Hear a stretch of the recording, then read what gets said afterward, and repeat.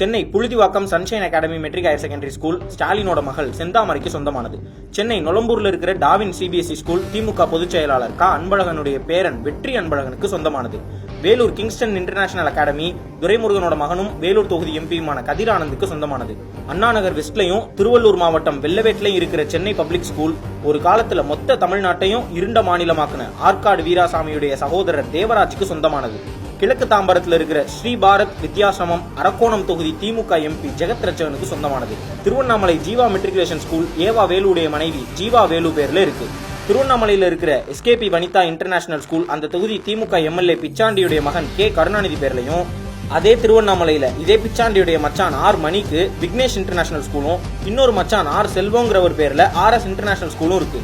CK school of progressive education and nursery primary school கருணாநிதியோட முதல் மகன் மூகா முத்துவுடைய சம்பந்தி CK ரங்கநாதன் பேர்லையும், இதே CK ரங்கநாதனுடைய தங்கச்சி விஜயலட்சுமி ரமணி சங்கருங்கிறவங்க பேர்ல சாவடியில அக்ஷரா வித்யாசிரமம்னு ஒரு CBSE ஸ்கூல் இருக்கு. வேலூர் அம்மூர் டவுன்ல இருக்கிற GK வைல்டு ஸ்கூல் இது திமுக எம்எல்ஏ காந்தியுடைய மகன் ஜி வினோத்துக்கு சொந்தமானது. மேடைக்கு மேடை தமிழ் வாழ்கன்னு சொல்ற முக்கிய தலைவர்களே இப்படி இருக்கும்போது மற்ற நிர்வாகிகள் மட்டும் என்ன சும்மாவா இருப்பாங்க?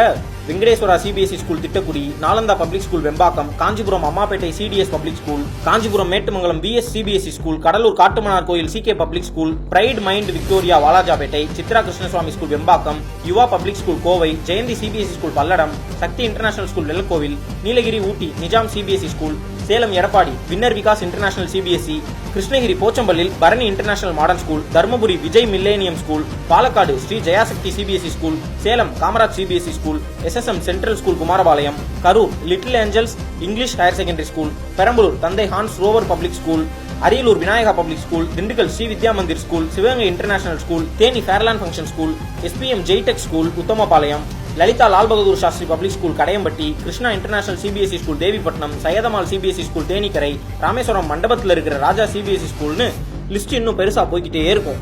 மேடைகள்லையும் அறிக்கைகள்லையும் சொல்ற மாதிரி இவங்க எல்லாம் உண்மையிலேயே தமிழ் பற்றாளர்களா இருந்திருந்தா தமிழ சொல்லிக் கொடுக்க அவசியம் இல்லைன்னு சொல்ற பள்ளிக்கூடங்களை வச்சு நடத்துவாங்களா? இதுல இருக்கிற பல பள்ளிக்கூடங்கள்ல ஆங்கிலத்துல தான் பேசணும், தமிழ்ல பேசினா ஃபைன் கட்டணும்ன்ற ரூல்ஸ் வேற.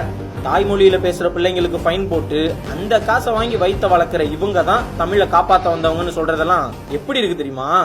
நான் இங்கும் இல்ல அங்கல்ல நடுவில் இருக்கிறோம், பூனை மேல் மது மேல.